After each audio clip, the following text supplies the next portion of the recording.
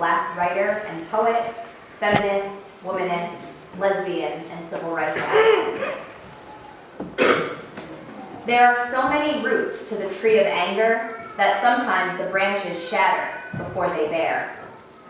Sitting in Nedics, the women rally before the march, discussing the problematic girls they hire to make them free. An almost white counterman passes, awaiting brother to serve them first, and the ladies neither notice nor reject the slighter pleasures of their slavery. But I, who am bound by my mirror, as well as my bed, see causes in color as well as sex, and sit here wondering which of me will survive all these liberations.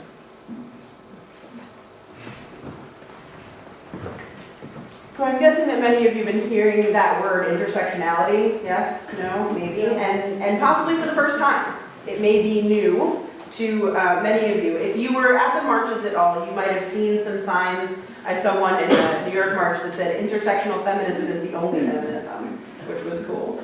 And it's within feminist circles that this term has really cropped up in recent times, though the issue is a long-standing one. Intersectionality is about recognizing that there are different ways to be privileged, and that it's not a way of ranking oppressions. Okay, I want to be clear about that. It's not a way of saying that one oppression is worse or better or whatever. But it's a way of being very real and honest about the ways that some people in the world experience oppression on multiple levels, and that all of us can in turn, as Janet Roth was saying, exhibit privilege or behave in ways that are privileged. So I, as a white, middle-class, cisgender, heterosexual, educated, able-bodied woman, I experience oppression in certain ways based on my womanness, but I am immensely privileged in other ways, right? Audre Lorde's poem gets at this question when she wonders which of her identities will survive the liberations. Her identity as a woman, as Black, as lesbian. And really, in the end, the point is, none of us can separate ourselves in these ways, that is a violence to our wholeness, right? And that in the end, everyone's liberation depends on everyone else's liberation. So you cannot really liberate womanhood unless you are liberating everybody. The white women won the vote, right, in the early 20th century, but they were not simultaneously asking for the vote for women of color, right? So that's a privileged way of living out their oppression. And the point with intersectionality is we need to all get free from all of the oppressions, and if we are not working for all of that and only for our own spot of oppression, then we are not doing the full work the way we need to. I have a friend that I've known for over a decade. He's a Black man, my age. He gave me permission to share with you this exchange we had the other day. He lives out in California, and we reconnected recently, and we had never really talked politics or race before. That wasn't sort of the nature of our friendship, but now it is. And the other day he wrote to check in, and he just said, how are you? And I wrote back and said, I'm freaking out. I'm wondering where to move to. Australia? Question mark. In all caps, he writes back, seriously? Question mark. And I wrote, I'm freaking out. Are you not? And he said, no. I was born in a system that is inherently not for me. I've had fear all my life.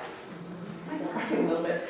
As freaked out as I am, right? As worried as I am about my rights as a woman, about the dangers of preaching against the current changes, as worried as I am about my children, and these are real and legitimate worries, he reminded me that I was talking out of a place of privilege, right? The privilege to even consider moving because I don't like what's happening, right? That's a privilege already. The privilege to have lived up until now without this feeling of fear my entire life. There are people, many of them, too many of them, in this country that have lived with those fears and those worries every single day. And I know this. I've preached that to you before. I know it, but my privilege lets me forget it. It's just a reality. And I can't forget. That is what we need to do. We have to not forget it. There are voices, Black voices, LGBTQIA voices, immigrant voices, indigenous voices that have been calling out, have been prophets for years, decades, centuries. And those voices have to be lifted up and put first. Those voices must be privileged now. Those voices that have been fighting for all of our liberation for decades must now be amplified as much as we can do it. And those of us who experience privilege have to find the ways to be open and vulnerable, and we have to help each other check our privilege. And we have to stand behind and support the folks who already know how to organize, how to liberate, how to do this work. It's not enough for just our feminism to be intersectional. All of our work for moral and spiritual and cultural change must be intersectional.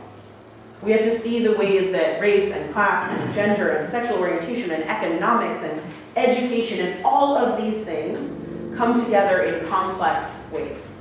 And we have to be willing to see our places of systemic privilege and to step back while still stepping up. We can't keep quiet, and we can't stop having the conversation. And we can't let guilt or shame or embarrassment when we make those mistakes and come from a place of privilege, we cannot let them stop us from moving forward. If we believe that liberation matters, that freedom for all of us matters, we cannot stop and be silent.